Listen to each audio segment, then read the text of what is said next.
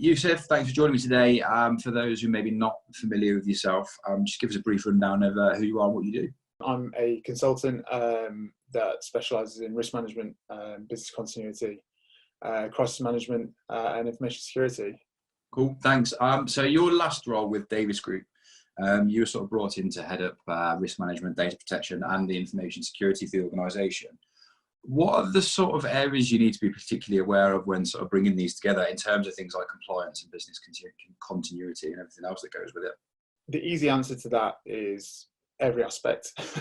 but I'd say specifically, we have to look at the regulatory constraints and the culture of the business, the context of the business as well. If you're going to be putting in business continuity in a company that is completely remote, then it's completely different to how you would in certain industries as well. We can't, I suppose, look towards business continuity, information security without having a foundation in risk management first. I mean, that's one of the key things. That how can we identify what regulations, what areas of compliance that we need to meet unless we've risk managed those first. I would say probably the most important, like I said, is all of them. However, taking a holistic view of the business is critical to working out in what order and how you approach that. Always keeping yourself busy. When you were there, actually, you went through a recertification process for ISO 27001 as well, I believe. What are the sort of difficulties that you face when taking something like that, and for an organisation like Davis Group that has so many different facets to it?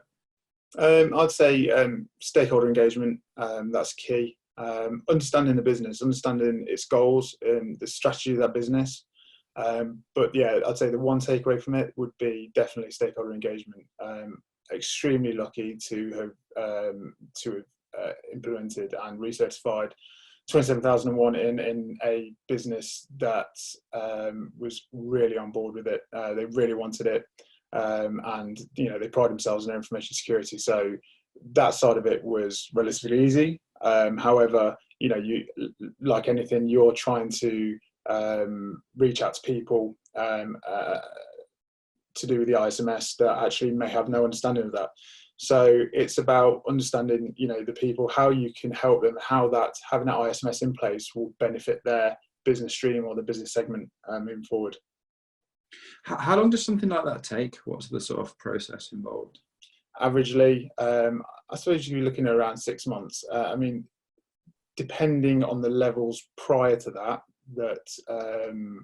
they were keeping in terms of mission security, etc. So if it's a case of you're going into a company that's had that at their forefront from day one, relatively simple. We just put in the structure around it, the framework around it.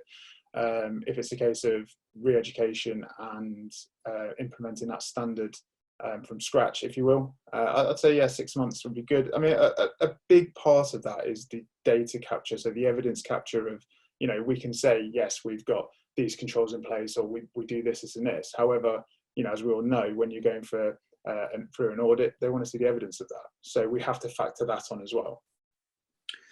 Obviously, you mentioned you do some consultancy. What are the sort of things, if you're coming into an organisation, whether you're coming to do a reclassification, might be a new one, you might be ensuring PCI DSS compliance. I mean, what are the sort of things you have to look for, and I guess what the differences are from being a consultant than maybe being in-house? Yeah, I think from my point of view, how I've always looked at consultancy is, I'm there to provide a service.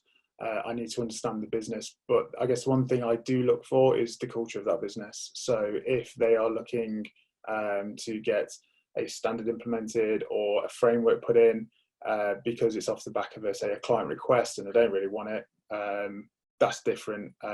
If it's a case of you're going into this business and they're very much like, hey, we want to get better, we want to strive for industry best practice, perfect. I mean, that's what I'll look at first. And again, I've been extremely lucky everywhere that I've worked, including Davies. That they've got that great culture in regards to wanting to be the best at what they do.